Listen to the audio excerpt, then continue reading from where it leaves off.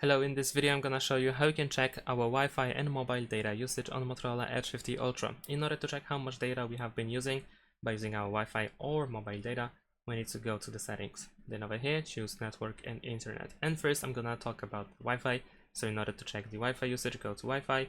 And then over here, we need to scroll all the way down to find non-carrier data usage at the bottom.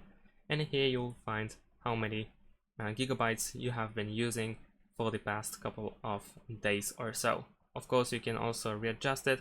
So here you will find a bunch of different timestamps or periods of time. You can scroll down to see which apps have been using the most data. Now, if you want to check that but for the mobile data, then you want to go to mobile data over here, and here you will find how much you have used mobile data in the last 30 days, but you can select on this option in order to find something similar to that menu for Wi-Fi.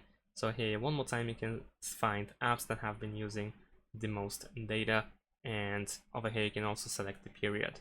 And that's it. Thanks for watching. Leave a like and subscribe to my channel, and see you in my next videos. Bye.